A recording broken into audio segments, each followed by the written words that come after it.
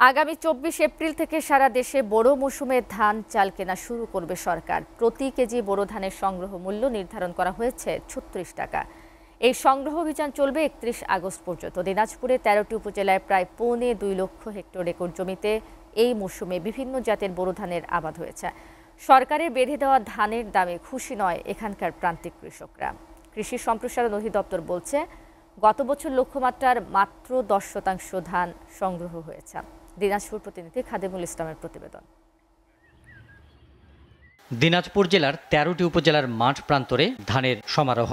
চারিদিকে সবুজ বোরো ধান ক্ষেতের দিগন্ত বিস্তৃত চত্বর। শত কৃষকের শ্রমের কাঙ্ক্ষিত ফসল। কৃষকের চোখে মুখে প্রশান্তির ছায়া। কিন্তু সার, ডিজেল, কীটনাশক, শ্রমিক মজুরি বেড়ে উৎপাদন খরচ বেশি হয় সরকারের বেঁধে দেওয়া দামে খুশি নয় কৃষকরা।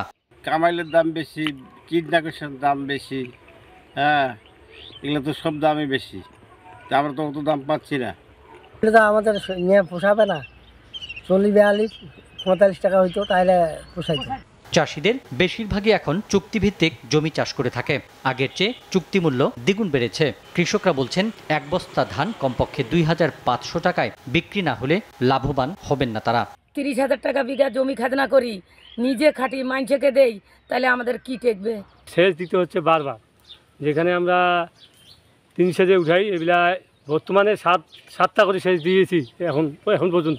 এদিকে স্থানীয় কৃষি সম্প্রসারণ অফিস বলছে, এই মৌসুমে বোরো আবাদ ভালো হয়েছে। খাদ্য বিভাগ কৃষকদের উৎপাদিত ধানের ন্যায্য মূল্য নিশ্চিত করতে পারলে কৃষকরা লাভবান হবেন। প্রতি বছরই গভর্নমেন্ট কৃষকের কাছ থেকে সরাসরি ধান সংগ্রহ করে থাকে।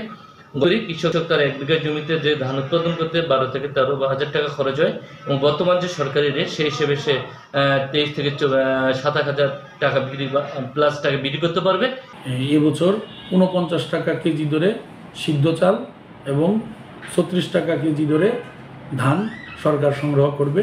তা আমরা দিনাজপুর জেলা খাদ্য বিভাগ সংগ্রহের জন্য ইতিমধ্যেই প্রস্তুতি গ্রহণ করেছি। লক্ষ্যমাত্রা প্রাপ্তি সাপেক্ষে আমরা সংগ্রহ কার্যক্রম শুরু করব।